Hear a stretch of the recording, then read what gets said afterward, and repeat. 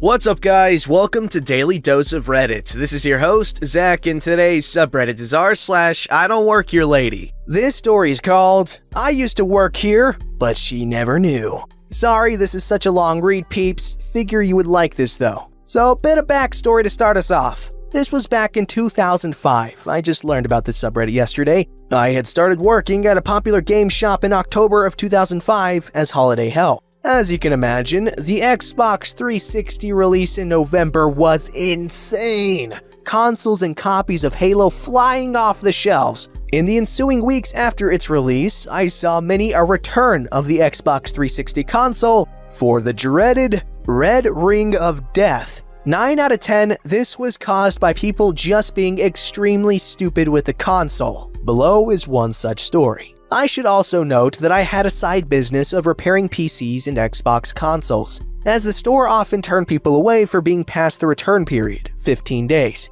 So I was making a tidy profit repairing the things for people that didn't want to wait for a warranty return and educating people on how to properly care for their consoles. And here is why this is an IDontWorkHereLady story. My final shift had just ended. I was no longer an employee and turned in my lanyard. The manager, who I was on great terms with, asked me to mind the store for 20 minutes as she needed to empty the registers to make a bank deposit. This was an hour before the banks closed, and the morning rush had been very insane. I readily agreed as I was a helping friend.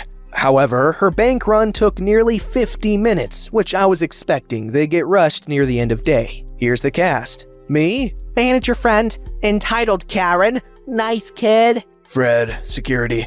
Greg, previously fired D-bag employee. Now on with the main story. I'm in the store, totally alone, and decided to reorganize the PS2 shelves, as customers usually can't tell that it was alphabetized before they start putting things back wherever they felt like. The shelves were along the back wall, which allowed the front entrance to stay in my peripheral vision.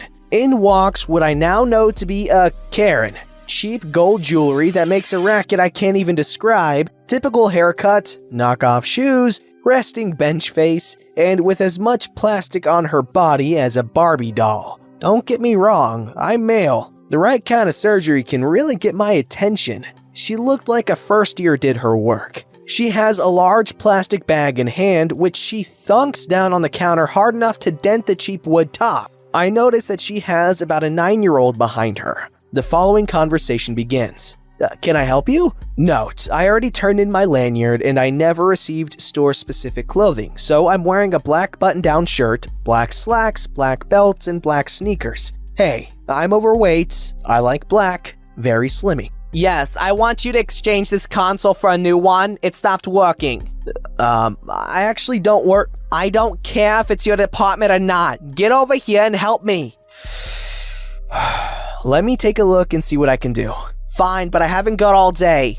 Do you have the receipt? So at this point, she hands over the receipt, which is badly faded, but I figure out the console was picked up on release day, November 22nd. This was February 20th. Further, on inspecting the console, I notice a square spot directly under it that is sagged and very shiny. I notice entitled Karen is looking at the price-dropped Elite console bundle at the front, and Nice Kid is standing nearby, so I call him over. Hey kiddo, this your console? Uh-huh. Okay, can you tell me where you normally keep it? In the big room. With the couches and stuff? Uh-huh. Tell me, is there a vent in there where cold and hot air comes out? Yeah, but the game covers it up. Mama says it gets too hot in that room. At this point, I'm face-palming. Entitled Karen decided to use a $400 box of hot electronics to plug a heat vent. No wonder it stopped working and started to melt. Also, in the bag are 3 other games, besides Halo, all scratched to hell and back. I call over Karen. I'm sorry, this console is way past our return period, and as the reason it stopped working was due to negligence, the manufacturer likely won't fix it either. But I can... Just when I was about to offer my personal services, I was cut off. What the frick, you lazy piece of crap? Just exchange it for another one. That Elite bundle over there costs less than what I paid for this one. The price had just dropped. So I'll take that and replace those games while you're at it. Now, I no longer worked at this store. In hindsight, I should have closed the door, but with my knowledge of games, I was hoping to at least have some people ready to check out for manager friend when she returned. However, entitled Karen really pushed my buttons and I snapped. Lady, you are obviously very stupid. Her face started getting that lovely color of cherry red. First, our return policy is 15 days. Anything past that is the manufacturer's problem. Second, you used a sensitive piece of electronics to block a heat vent. You're lucky your house didn't burn down. Third, you bought a mature-rated game for an underage child, something we can be fined up to $5,000 for. Fourth, you were just very rude to the only person in town who could have actually helped you out. Now, I am not inclined to. Get out. You can't talk to me that way. Give me your corporate number. I'm gonna report you and get you fired. At this point, I figured, what the hell? I've already finished working here. So I write down the corporate number on a piece of printer paper, and then the idea struck me. A few weeks back, we had a new seasonal guy who was just terrible. Rude with customers, knew nothing about what he was selling, and bossed others around. So I wrote his employee ID number on there. I only remember it because he forced everyone to memorize it to pump his subscription stats, even though he never sold a single one. Entitled Karen is screaming at me the whole 2 minutes it takes for me to write all this down. Fred comes running up to the front like a murder was going on. What in the hell is going on here? This employee was extremely rude and tried to assault me. Arrest him. Is this true, OP? Nope. You know where the camera computer is? Take a look. Last 12 minutes should do it. Camera? Do I really need to take a look at that footage, or will you calm down? She is to be escorted from the building. Here is that information you requested. Have a nice day. I'll have your job for this. And stomps out, practically dragging the poor kid behind her. Fred returns about 7 minutes later. What the frick was all that about, OP? Grab us some coffee and I'll tell you once manager friend gets back. Oh, and grab her one too. So Fred grabs 3 coffees and returns. Then manager friend walks in about 10 minutes later, spots the console on the counter. Entitled Karen left it behind and gives me that, "You have a good story, don't you?" look. I recount the whole thing. Manager friend is getting more horrified by the second, while Fred is practically rolling on the floor with laughter. At this point, I remind manager friend that I am already not an employee, and if it gets her out of hot water, she can say she already fired Greg. What does Greg have to do with this? Oh, well, as you can imagine, the lady was rather peeved. I would think so. And asked me for the corporate number and my name. So I gave her the number and Greg's employee ID number. It took almost a minute for that last bit to sink in, then manager friend busted out laughing. Well, Greg was a turd, but that was so wrong. What do you plan to do with the stuff she left? OP, can you fix that? Very likely. Why? To Fred, she says, I don't see anything on the counter. Now the ropes were turned on me. It took me a full minute to realize what she just said. So I quietly bundled up the whole mess and took it home. Turned out the only thing it needed was a new capacitor, which my brother installed. I suck at soldering. And a new fan. Ran great for years. Used my CD polisher to fix the games too. All in all, about a $550 severance package. I only remember all of this because she had me recount the tale to any new employees for years. It is burned very well into my memory. And the lesson here, be kind. The person you are talking to may be your only hope. Well, that might be true and all, but hey, listen to this. Leia was nice to Obi-Wan, and he was her only hope, and he ended up dead by the hand of her father. She thought I was a gas station worker, and then a therapist, apparently. No idea if this story belongs here, but I mean, I technically got mistaken for an employee, and then things just kind of went downhill fast. One night, late after work, I stopped by a gas station to buy myself a slushie, which is a daily habit of mine during the summertime. I work at Pizza Hut, and at the time, I normally just wore a dark gray shirt with a design of a pizza on it, blue jeans, and a visor that had the words Pizza Hut on it. Not to mention, my apron around my waist had the Pizza Hut logo on it as well. So it was kind of weird to have this older lady come up to me and tap me on the shoulder and say, "Excuse me, where can I find the 2-liter drinks?" I turn around, empty cup in hand, and just go, I don't work here, sorry. But also, they changed the store around, so I don't know where they put them this time. Cue me going back to trying to get my slushie. Are you sure you don't work here? She asks again, and not really getting impatient, but acting as if she were confused. I shake my head, and then she looks me over again and then nods. Oh, right, you're the Pizza Hut girl. We live in a very, very, very small town, so most people tend to recognize me as one of the few waitresses that work there, even though I never recognize them.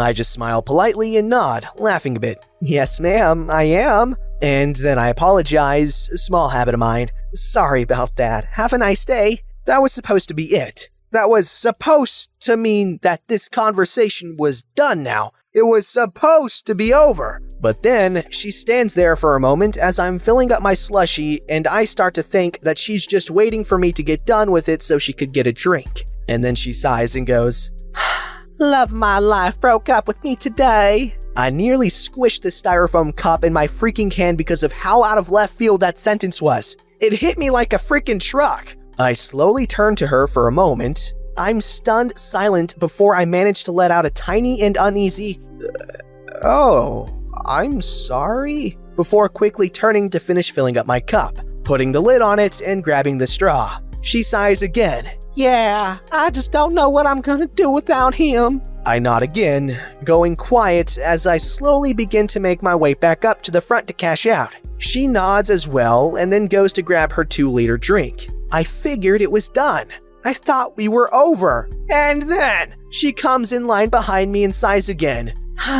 Yeah, the only thing I'll miss the most is the sex. I nearly choked on my slushie, to be honest. First, she mistakes me for a worker, and now she's just spilling her entire life story to me? I just wanted to go home. The person in front of me glances back and just gives me a pitying stare as I look back at the lady and just weakly nod. That sucks. She nods a bit. Well, I guess I don't really need men. I can do things myself. I felt really unwell and sick to my stomach, being forced to think of how this little older lady can possibly take care of herself. Thankfully, she turned around and began harassing the man behind her. I was able to pay for my slushie, and I gave the cashier a warning glance as I did, and I basically rushed out of that freaking gas station. As I'm sitting in my car, all I can really do is laugh because that was absolutely the weirdest thing I've ever experienced in my life. It's been a couple of years since this happened. I wonder how she's doing because I think about that experience a lot. Well, I'm definitely going to be thinking about that a lot too now. I'm kidding. Or am I? Okay, all jokes aside, I don't like when people do that. Don't open up to me right away, man. It's kind of weird. You know, I used to ask people what's wrong because people post on their stories all the time that they're upset and stuff, and it's like, well, I feel sympathy for them. That's why I'd ask what was wrong, but why do you feel the need to announce it to everyone?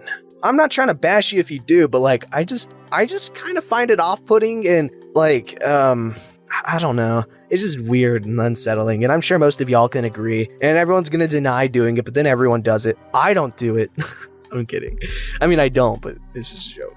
This story's called I Do Work Here, Lady, and you can turn me in if you'd like. Mods, I read the rules and hope I'm not breaking them. Technically, I was not an employee of the university where this happened, but I was working for my father, the professor. The sub's theme of going off on the people over whom they mistakenly think they've got power should apply. My father was a university professor and I was in his graduate program.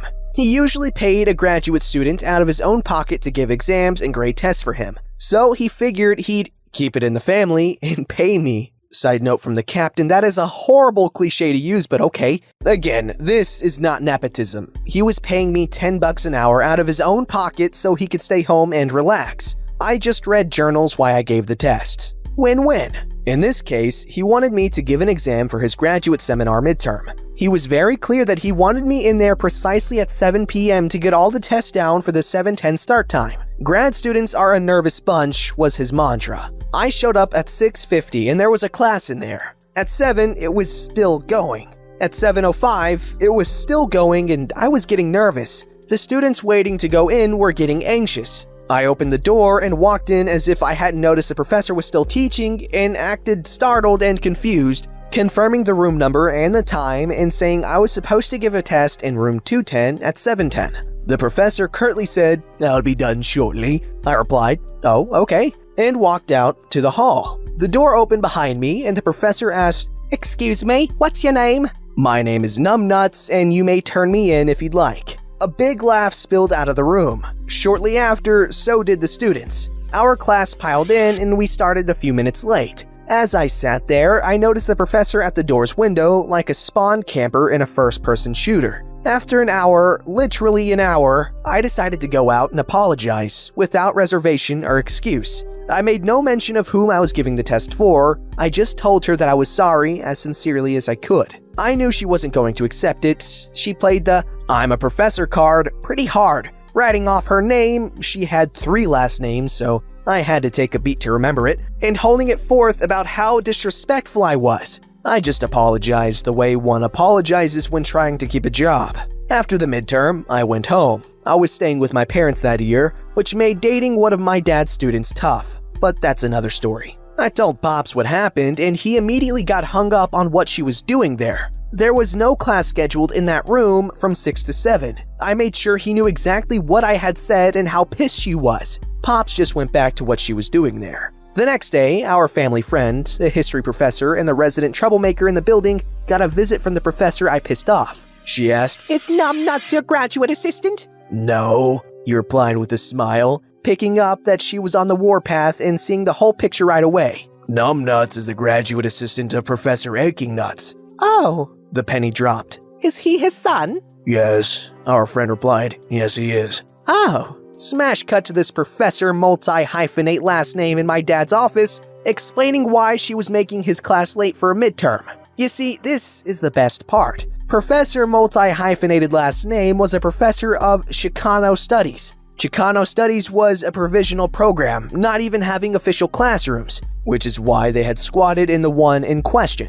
Most importantly, the program was subject to annual review by professors in full programs, mostly professors that taught Latin American subjects. The head of the review committee was the professor who taught Latin American politics, and it was, of course, Dr. Aching Nuts. Pops and I had a good laugh after he recounted her tap dancing. I saw her in the hallway a few times after that, but she never made eye contact. She would have been much happier if she had just accepted my apology. Well, honestly, I'm kind of lost on this one. I don't understand why she got mad. Because he was just saying his name, because Numbnuts was the Reddit guy's username. It was kind of like saying OP, but I don't understand. Don't forget to like, subscribe, and hit that bell to never miss an episode.